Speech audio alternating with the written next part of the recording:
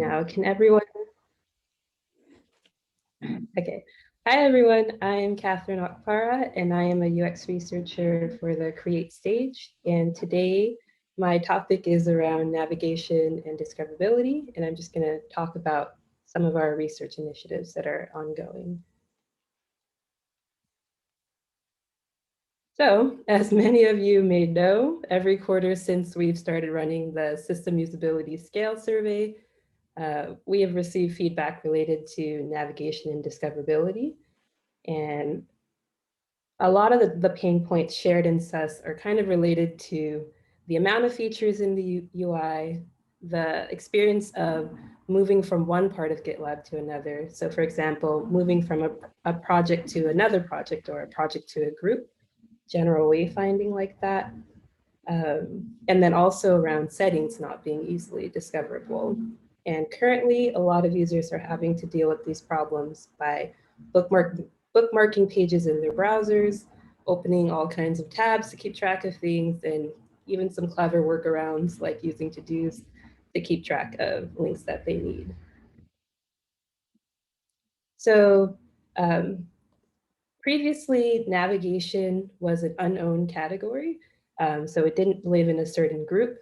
But as UX and product leadership began to outline initiatives to improve our SUS score, they decided to create a team dedicated to navigation and settings work.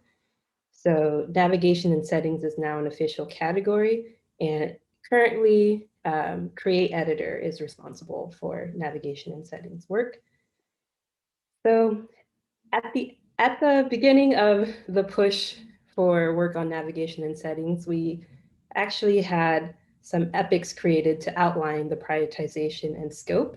And they were around basically these main areas: wayfinding, helping users understand how to navigate between groups and projects, but also how to differentiate between the two of them, using the left side navigation, and settings, and also other areas such as UI polish and things to improve the actual content and stylings of our pages. So when we first outlined these epics, we were kind of ready to get started and hit the ground running. But as I started to review a lot of the findings that I had received, we had gathered in previous research, I started to find that a lot of things had changed since those prior research studies, and that we actually needed to conduct a new round of benchmarking studies in order to evaluate the current usability experience. So we're currently working on various initiatives related to navigation, but today I'm going to focus on the left sidebars just to keep it a little more simple for this presentation. Okay. So I will start with some context setting. So on this slide, you can see snapshots of the left sidebar over time. I tried to get them as accurate as possible. I had to look into previous blog posts or other issues to get these snapshots. But what I wanted to show was just basically the changes that were being made over time as a result of iterative research studies. And you could see that these sidebars reflect the fact that GitLab was more dev-centric before expanding into all of the DevSecOps stages that we know today.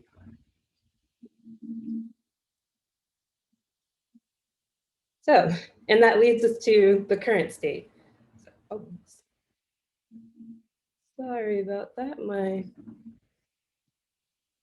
computer screen just like popped out a new presentation. I'll get it back. That is weird. Okay, one moment.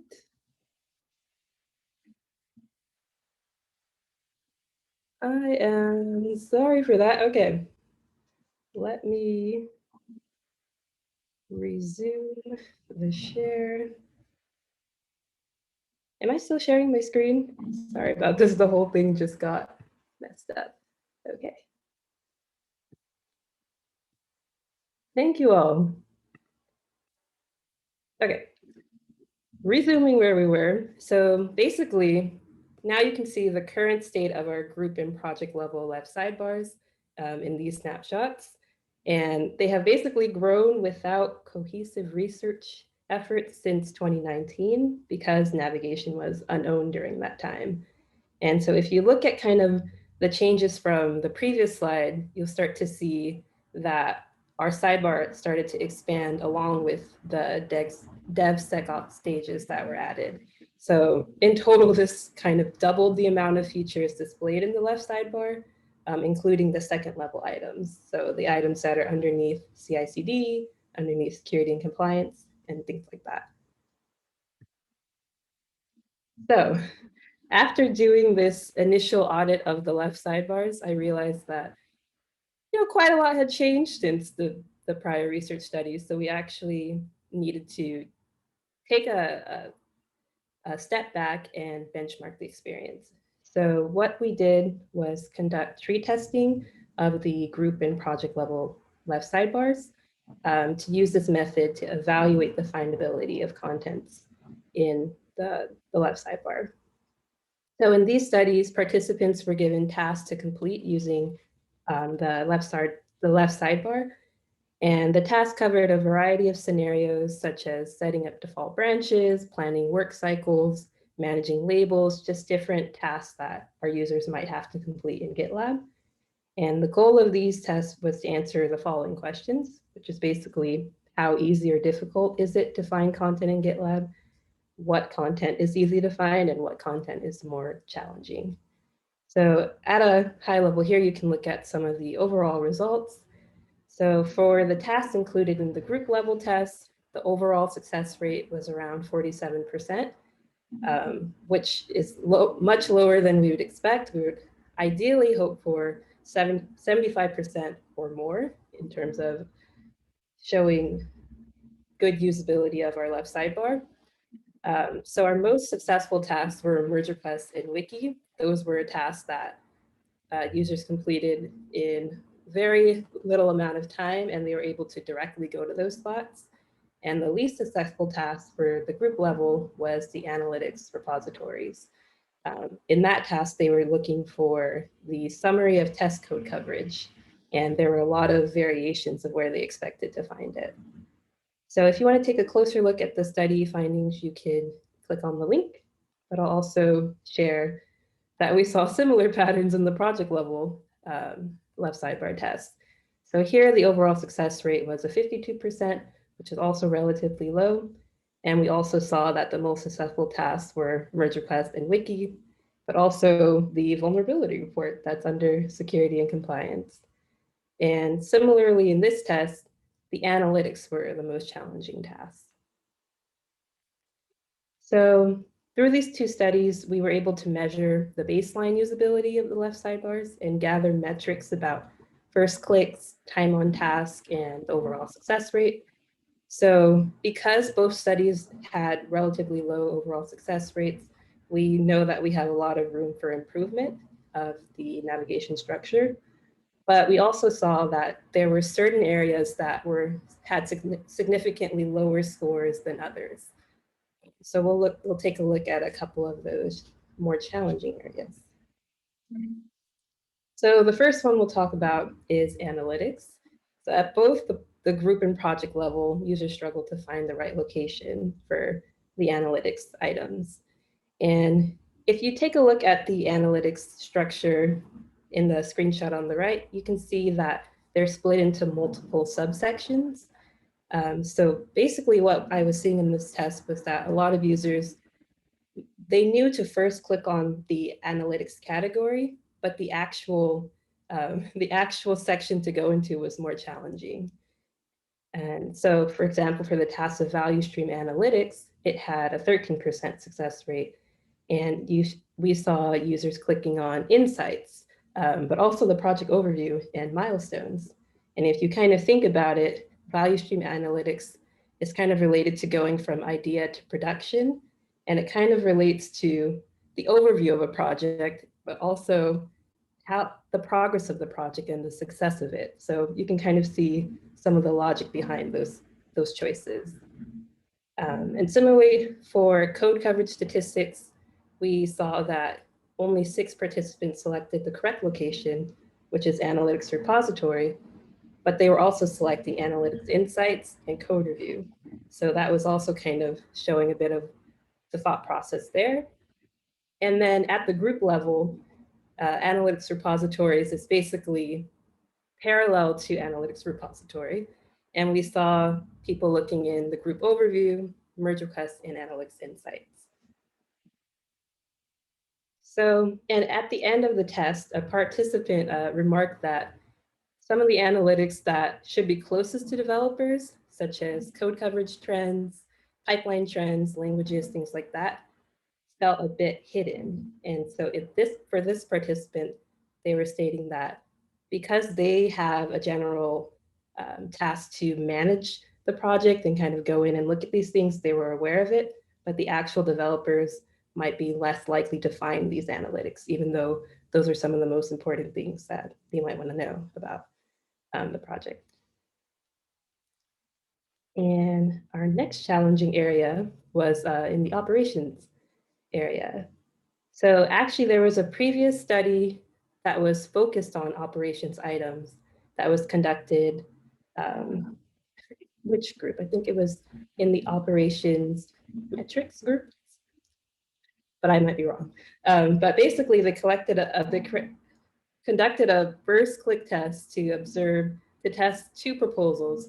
Basically, one structure would have all the items listed under operations, and another structure would split them out into different sections, such as deployments. And I believe there was also another one. I'm sorry, I forgot. But basically, moving some of the items out of operations in order to recategorize them. And what we were seeing in that click test was patterns such as users expecting to find incidents, alerts, error tracking related to issues, metrics, A/B tests, logs related to analytics, and some general confusion over where they expected to find feature flags. And we saw some of those patterns in the overall project level tree tests as well, such as the task for operations metrics also having people searching in analytics and CI/CD. And also with feature flags, it was kind of a free-for-all, people looking in CI/CD settings, merge request repository, kind of everywhere. So looking at this slide, basically what we have listed here are areas of the left sidebar that had a lot of variation in where users expected to go to find them.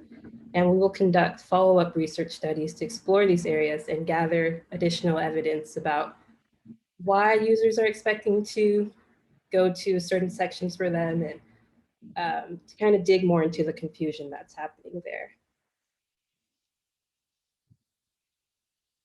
So I have some select quotes from our study participants, but you could also view all of the quotes from the participants as well by clicking the link below. But just some things that jumped out here to me was that users kind of mentioning the functionality being spread out and toolbars kind of being in all different directions, some vagueness of the categories, and also having more distinction between certain areas of the left sidebar. For example, the project overview and repository overlap quite a bit. So cognitively, the user has to think, was that item in the repository files view, or was it actually in the project overview details view? And you might get it mixed up when you're looking between the two. So their feedback that we received at the end of this test also aligned with some of the themes that we saw and sussed in prior navigation research. Okay, so just to kind of wrap this all up, basically, in addition to the patterns that we observed in the tree testing studies, there are generally patterns in the left sidebar that are inconsistent. For example, we currently have a mixture of levels of granularity of the items, thinking of issues versus operations, merge requests versus security and compliance, and things like that. So what we want to do is better understand how users conceptualize the features in our left sidebar and ensure that our categories align with their mental models. So what we'll do is conduct follow-up research to dive deeper into that sidebar.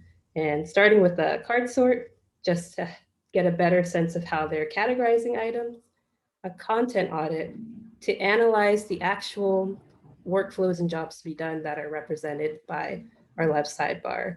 And what I mean there is kind of understanding, are we putting more items that are related to commonly used tasks, commonly needed items, or more related to feature discoverability?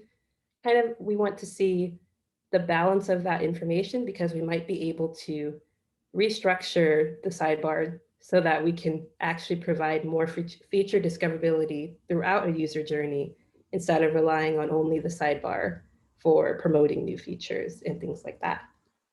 And then as we kind of review more of these recommended improvements, we want to test them so that we have confidence before implementing any changes. So when we have a good picture of these goals, we can create user journeys that enable users to access the items they frequently need, while also discovering new features along the way. And so thank you, and sorry for that mishap with the sharing, but I will stop the share and check for questions.